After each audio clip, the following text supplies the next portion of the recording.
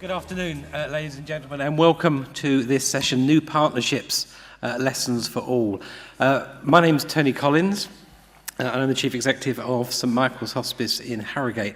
And every time you're asked to chair one of the sessions like this, you get given a sheet of things you have to do. And apparently my role is to introduce and thank the speakers and manage the timekeeping. We have Shaun O'Leary, the Joint Chief Executive from St Christopher's, Peter Ellis and David Burland talking about children's hospices across London, and Mark Jarman, Howe, Chief Executive of St Helena Hospice and importantly Chair of Hospice Quality Partnership. So it's them we've come here to listen to. So without further ado, over to you, Shaun. Thank you.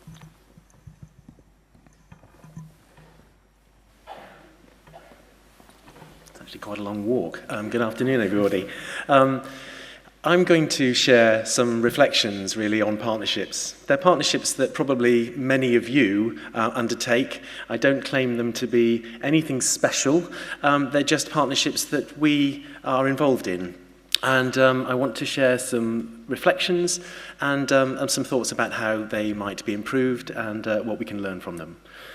So first of all, the context. Okay, the context is, of course, I am the other Joint Chief Executive of St Christopher's, and when thinking about this presentation over the last few months, it felt really odd for me not to acknowledge that probably the greatest and most significant partnership that I've actually embarked on in the last 15 months has been the role with Heather as Joint Chief Executives at St Christopher's, and that has been instructive, exhilarating and energizing, and I'm really enjoying it.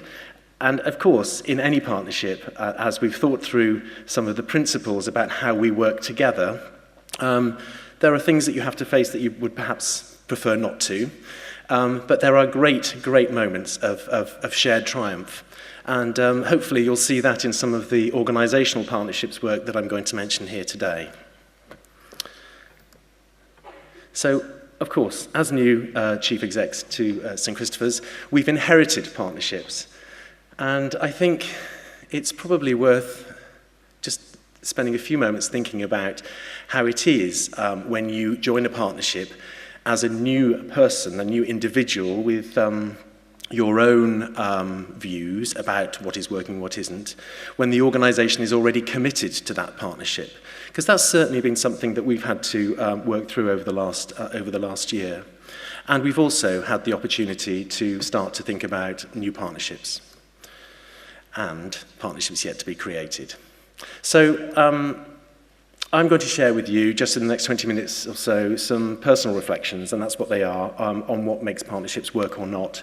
The key components that I think are instrumental in making partnerships work. And I'm going to tie each of those components that I've identified to a current example at St Christopher's. Now, you may come up with a different list than this. I don't think there are any hard and fast rules, and you may come up with better words than I've chosen here, but I hope that these will give you some kind of idea of the structure and the framework that we use as identifying key components for successful partnerships. The very first is shared values. Curiosity, openness and respect, desire to collaborate, sticking with it through difficult times, regular review and revision, and recognizing when it's run its course. So that's the kind of construct that I'm just going to talk about some examples with of St Christopher's today. Most importantly, starting with shared values. St Christopher's, interestingly, nearly 50 years old, had a very clear mission and very clear vision of what it expected to achieve and what it did through the breadth of its work.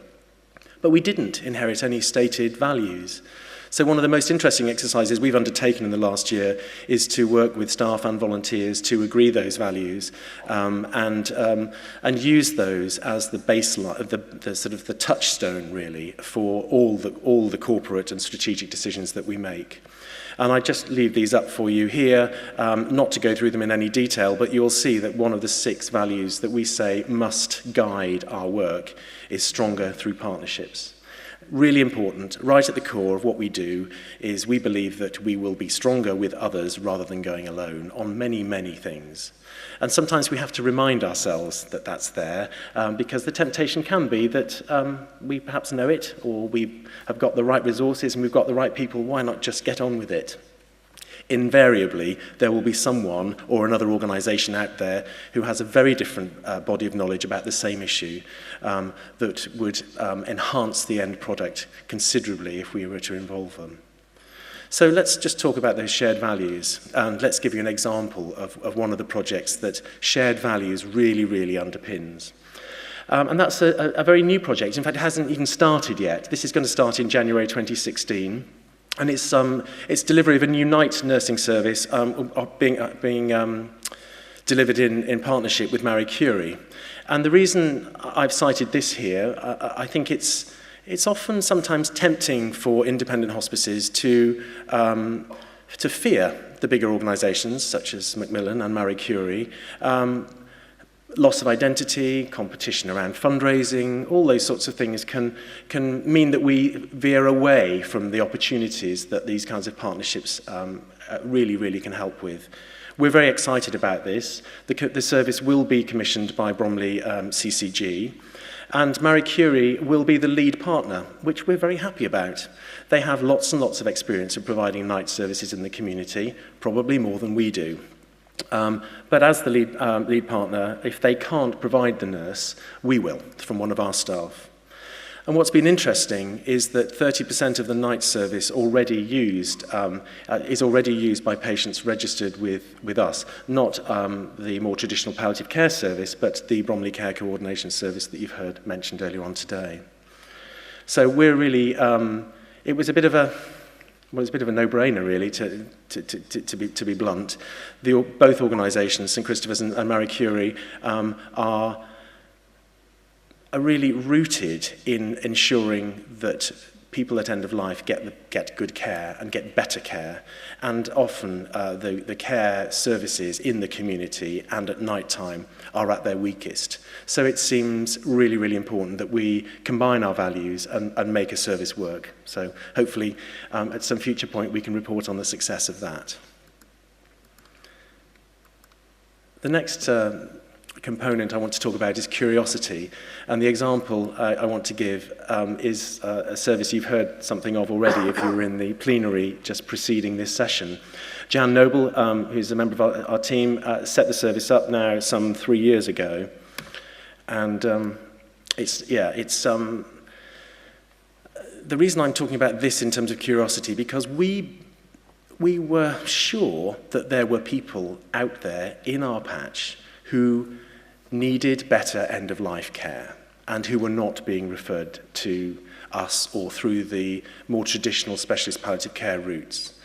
And there were very clear results from local hospitals that too many people were dying in them, and it was a problem that became shared between ourselves, the CCG, and the acute. It's a nursing-led service. It does have a bit of medical and social work input. And as Jan said earlier on, you've probably heard, we've now achieved an 83% home death rate for those patients. And those patients are not the typical patient for hospice care that we'd have seen 5-10 years ago. Their average age is 86, and over 30% of those are living alone. And it's almost exclusively a non-cancer diagnosis cohort too. So it was curiosity. Who are those people? Where are they? How might we stretch what we currently do? And who might we work with best to reach them and develop the service? And I think the final one there is 45%. Only 45% of those were known to a healthcare professional. It's because many of them don't have what is a recognised health need.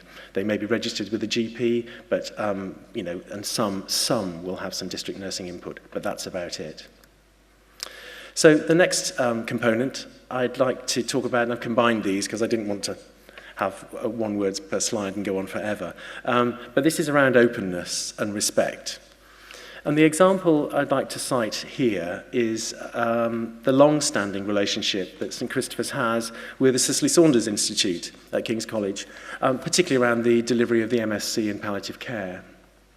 Now, it's been running for 10 years now, and I think though it was talked about for a good 3 or 4 years before it ever actually got off the ground. So this is a long partnership. Again, another partnership that we've come into. And I think it's fair to say that St Christopher's input to that has reduced over the years for a variety of reasons, and that relationships have not always been easy. A transformational conversation with Heather and myself and a member of the team at the Cicely Saunders Institute enabled us to really understand the perspective of the other partner in this.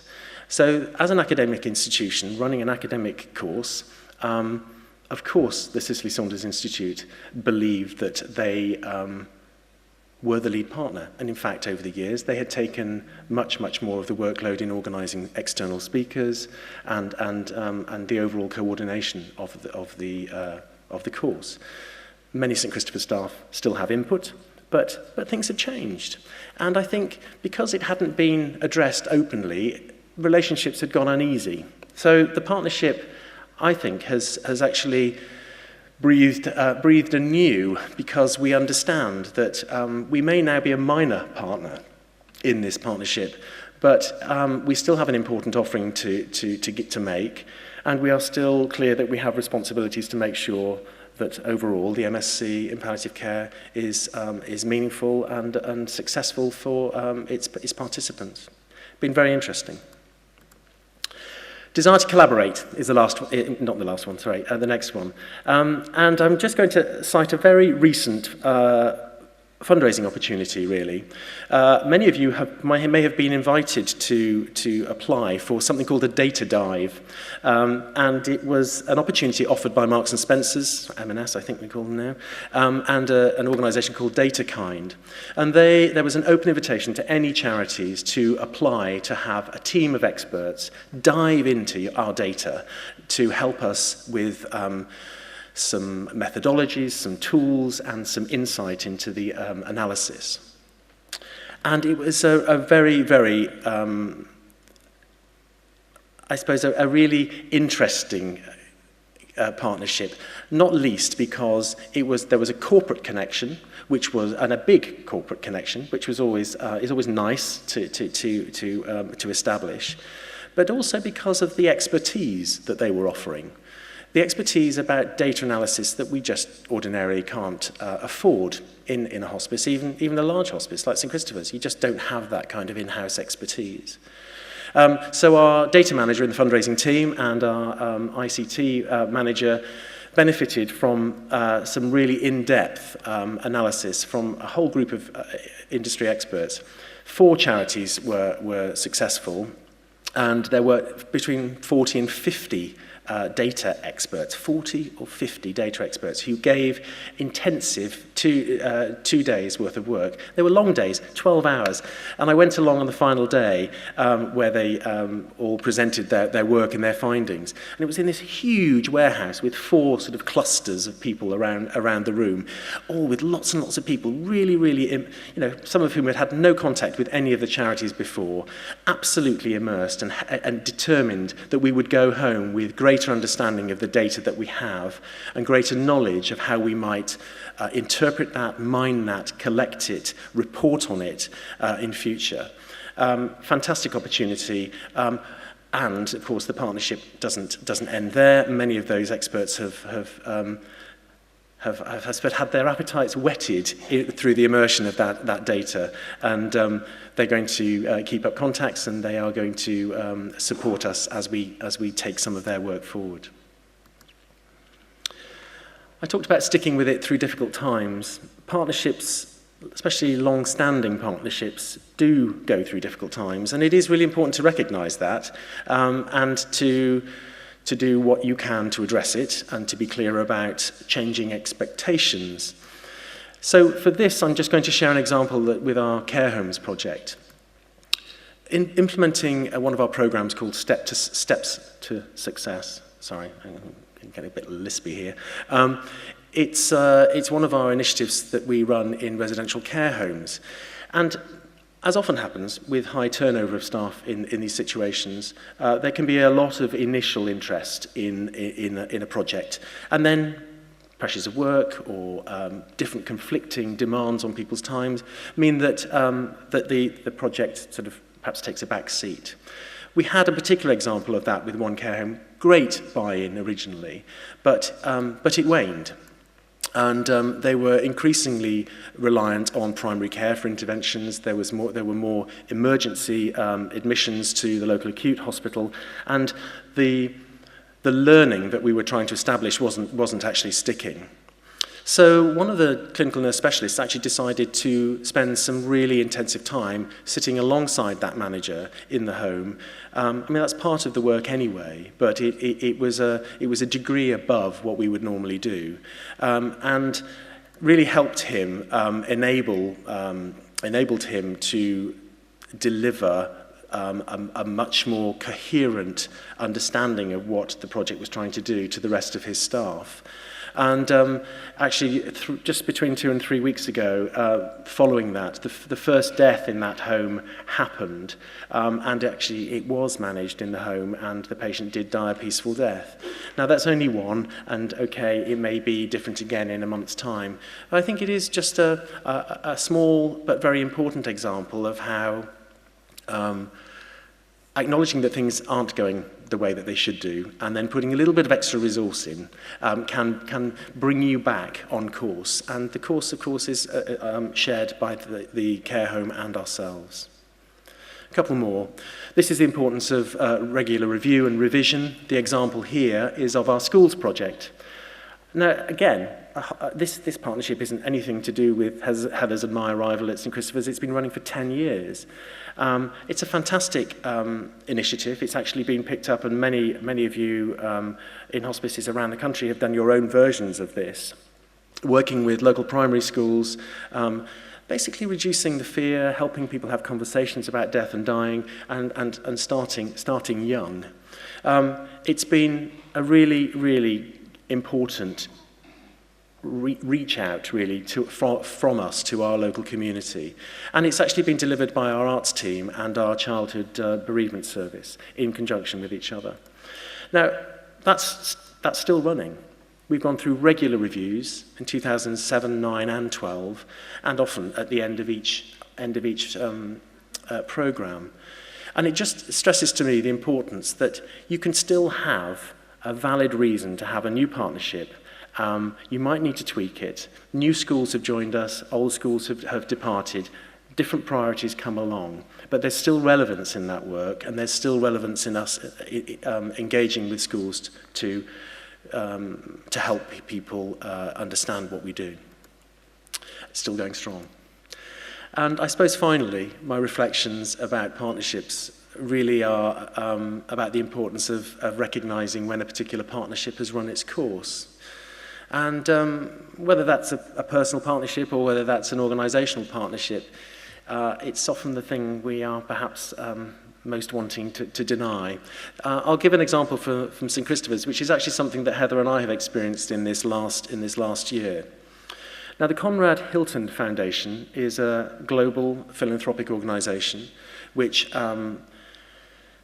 has a lot of money to bestow on significant key projects, but they are very clear about what those projects should be.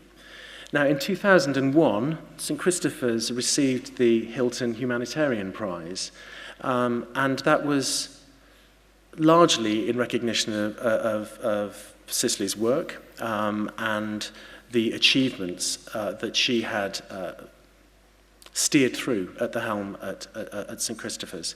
It was also very timely because we were in a point of considerable financial crisis. So very important for us and in the life cycle of the organisation. However, about sort of 2 or 3 months into the post, Heather and I were getting a number of emails from this foundation asking what we were going to do about the latest earthquake in Nepal, or what we were going to do about the latest severe flooding in wherever. I mean, these are big global disasters, and we're a local hospice with aspirations to do some education work on a national basis and some international profile. But that's not what we're there to do. We are there to primarily improve the end-of-life care for people living in the 5 boroughs that we serve. We don't fit with disaster relief, avoidable blindness, or safe drinking water, or substance use prevention. So we actually had to have a series of quite difficult conversations, long-distance conversations early in the morning and late at night with the office in the States, about how we were very grateful for their intervention on an organisational level 15 years ago, but actually we could no longer see the relevance and connection in maintaining that partnership. Very interesting, because we are still a laureate. Apparently we couldn't not be. We had no choice. But we have a much better understanding from our North American colleagues about their expectations of what we can do in times of global crisis and what we can't. And that was very interesting, because none of us want to disappoint a donor, especially a very significant donor in an organisation's history. But sometimes we just actually have to have those difficult conversations. Okay, so in summary, what would I say about my reflections on partnership? Stick to your values, because if you are true to your values and your values blend with those in other organisations with whom you want to work, you stand every chance of success. Be open to new opportunities. They're emerging all the time, and I would imagine many of you will have had conversations over the last day or two with all sorts of people that you would otherwise never meet or only ever sort of see occasionally. There are opportunities for us all around, so let's keep our minds open to how they might work. Be clear about what you want to achieve. I think some of the problems that we've had in some of our partnerships work is that actually over time the clarity of our purpose has clouded, and I think it's really important to stay clear on the overall goal. Keep checking it's on course. Don't be funding led. It's so easy in times of funding pressure to see a pot of money and think a partnership to secure that pot of money might work. Well, it might, but if the motivation is primarily just to access the money, the partnership will really founder. And also, there's really no point in investing all the time and energy that we do in partnerships if the sum of the parts is not greater than the whole. Sorry, if the whole is not greater than the sum of its parts. Always get that one wrong. There's a toolkit, and I think some of us have forgotten some of the work already of the Commission. It feels as though as the years go by, we talk about it, but I certainly, for one, fail to remember just how many good resources there were produced by the Commission. There's a great toolkit about partnership. I do commend it to you. Don't forget it's there. It's available through the Hospice UK website. And perhaps I'll leave it at that. Thank you.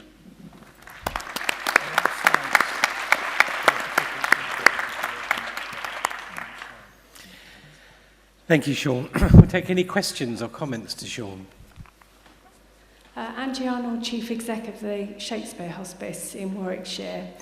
Shaun, presumably you have formal contracts or service level agreements with your partnership arrangements, do you? I think, can you hear me? Yes. I think it's fair to say some and some. And historically, I think some of those ones we've had to really dig around to find. If it were a significant partnership with a new organisation and we were having to manage shared budgets and things like that, we would be signing much more formal agreements. Mostly, it's usually just a memorandum of understanding, and that's how we take it forward. Okay. With Marie Curie, do you have a formal No, arrangement? well, that was a joint application to the CCG for funding. So and because we were the minor partner, it had to be very clear about who had the lead responsibility and what we as a minor partner, what our sort of rights and responsibilities were. Thank you. Okay. Hiya, thanks, Shaun.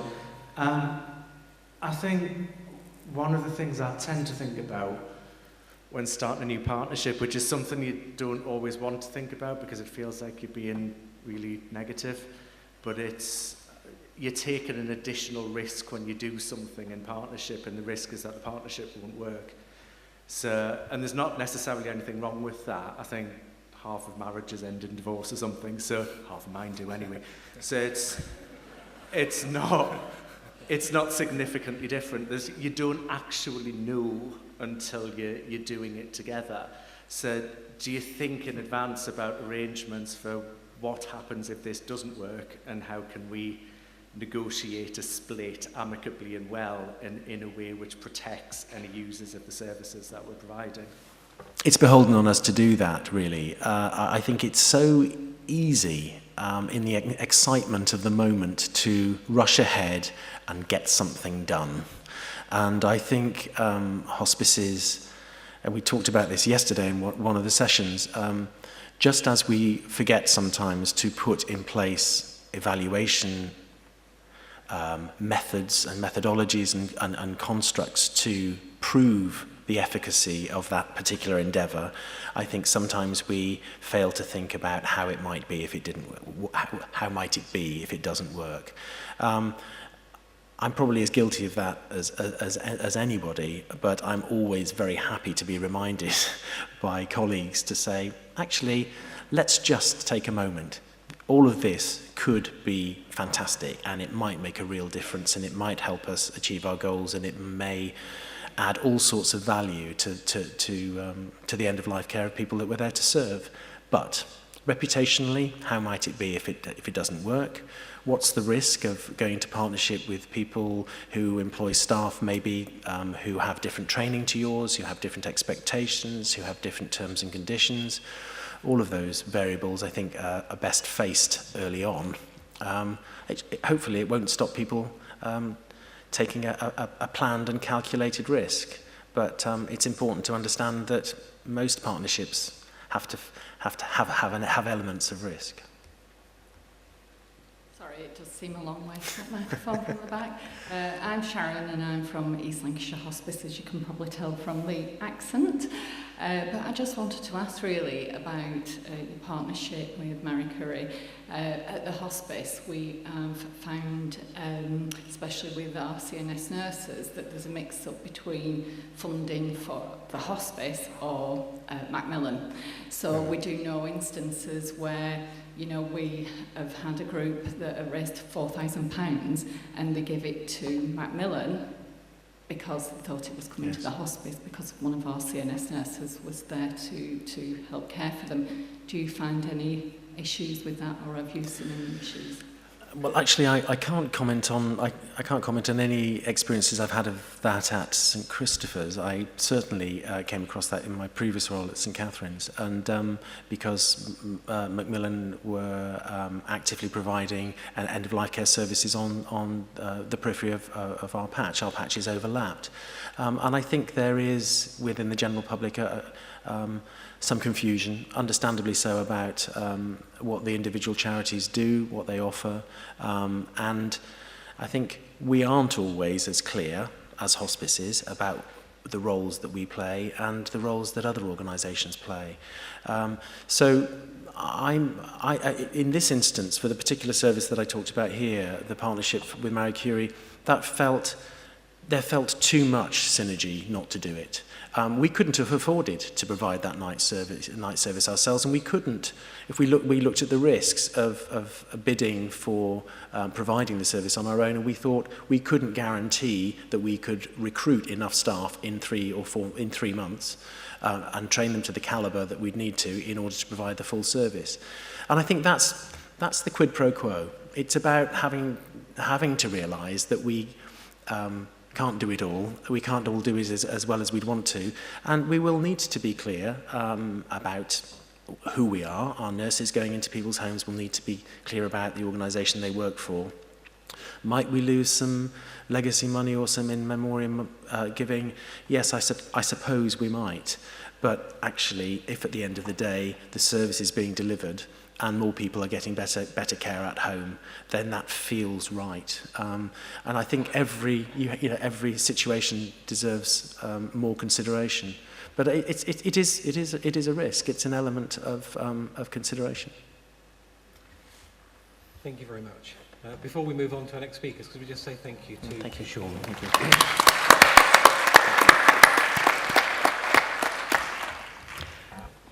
And next we welcome to the podium Peter Ellis and David Burland talking about children's hospices across London.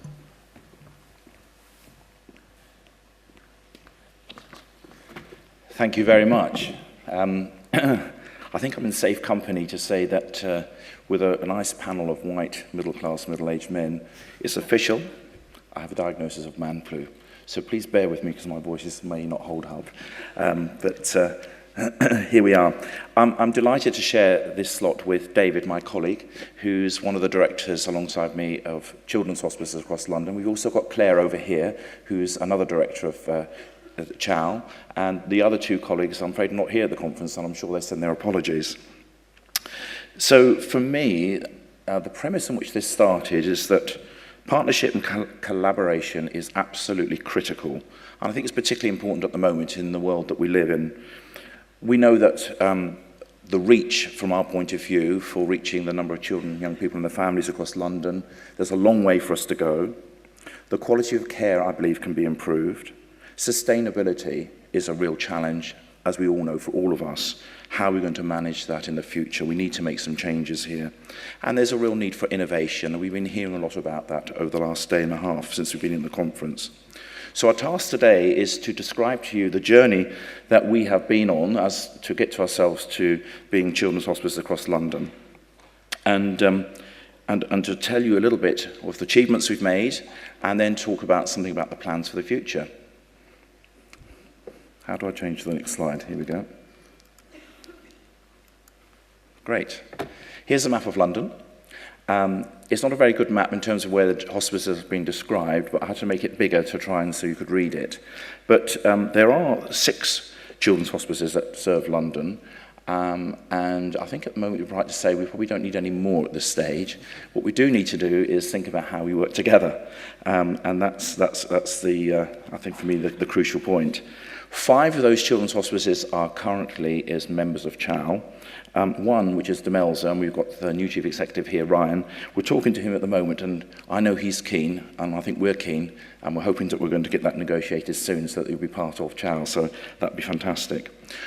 We may be all children's hospices, but we're all different. We vary in size. David over here has a joint service now of 2 hospices that merged a few years ago. I run a relatively standard size hospice. Some of those are a bit small. One's a joint one, which is Claire, with an adult service. So we are all actually very different. And we're different on what we do as well. I know that Noah's Ark, as an example, is very community focused and do some fantastic work using volunteers. They don't have a building as such at the moment, although they're planning to build one. And we obviously all vary in culture and the way that we do things. And so you might think, well, just put 5 children's hospices together, that's going to be great, and it's going to be a lovely party. I'll tell you, it's not sometimes. And we all do vary in aspiration in terms of what we want to achieve through Howe. And I think one of the things that's happened, certainly for me, because I've been there since the beginning of this journey that we've been on, is that 3 of the 5 directors have changed over that period of time. So whilst you begin to get everybody together and start working on those relationships, suddenly 3 people over a period of a year, I think, moved on, and we have to start almost again to build up that relationship about what we're trying to achieve together.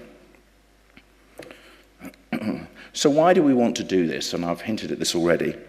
We know that across London, there's something around 6,600 children, young people and their families with a life-limiting condition. That's what the research tells us, what's commonly known as the Leeds research. It is an estimated figure, but we think it's fairly accurate.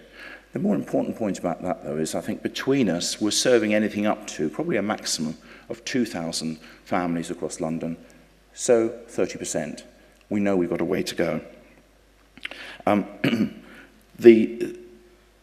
The collaboration, we believe, is right. I think all of us agree in principle it is right to collaborate. We need to do something about this. We've agreed that there's something around economies of scale, how we can increase our profile together, because this is about London, not about our own area of London. that there's a real opportunity for shared learning and development.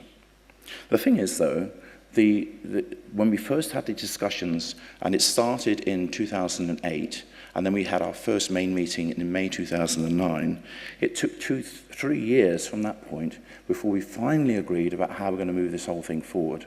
So it took 3 years. It was a heck of a long time.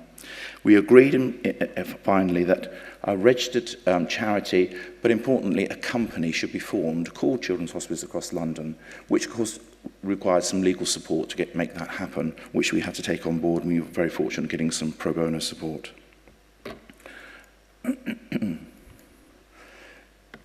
Just a little bit background, even before then, there had been development of relationships over a period of 8 years before the current 3 years, which took us to 2 years ago.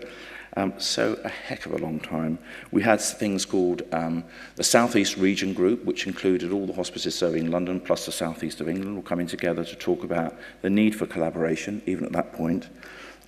We had something called London Children's Hospices Alliance, which was 3 of us at that point, thinking we'd start to do something together, and we began to have some mileage and begin some traction, but then that just sort of dissipated again.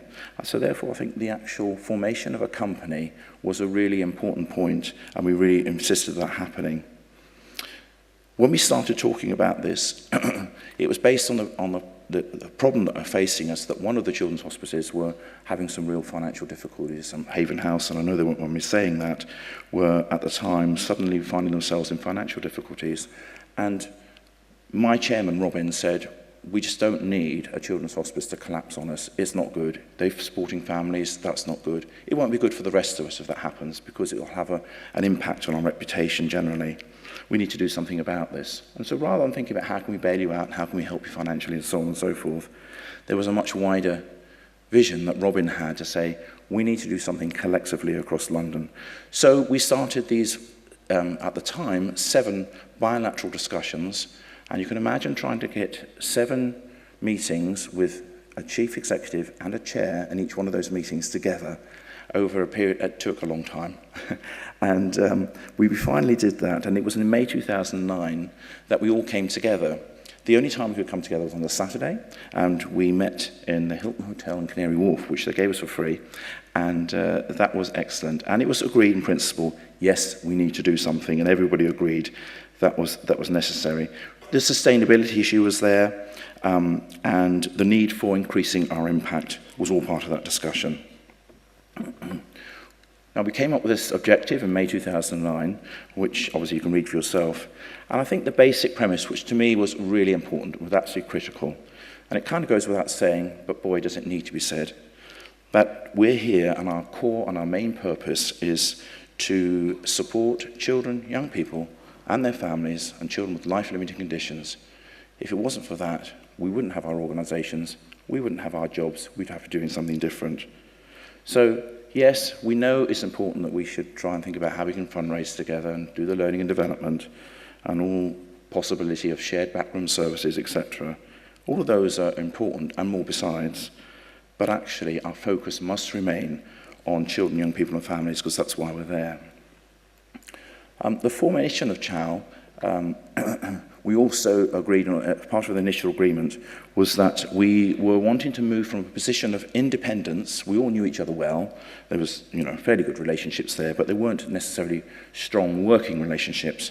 We wanted to move from a position of independence to interdependence.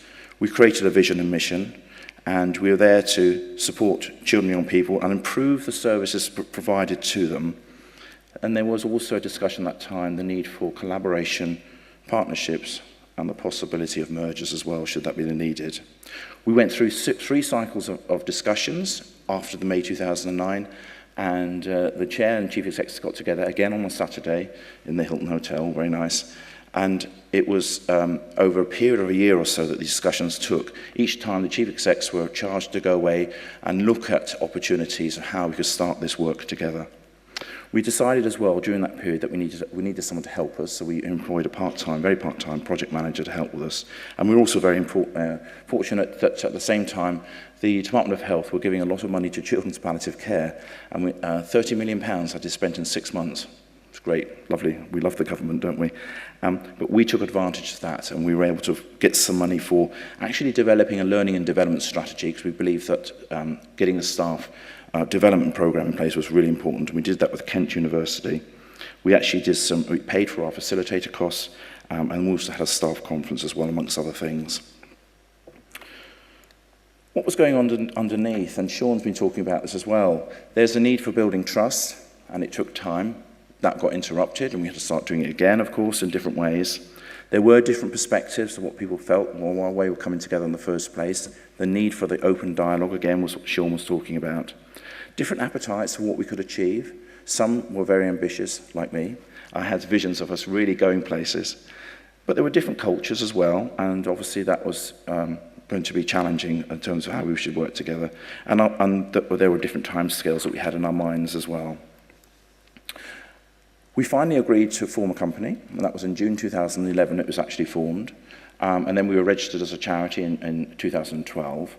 We were registered as a company in 2012 and finally charity in 2013, but we agreed to do the whole of that in June 2011. And as I said, we got pro bono legal support to help us with that. Important point, because it's made us stick together, I think, through thick and thin. We also agreed on this vision and mission and values, which is a really important piece of work we did. The vision is about extending the reach and doing it better together. The mission is about collaboration and how we should work together.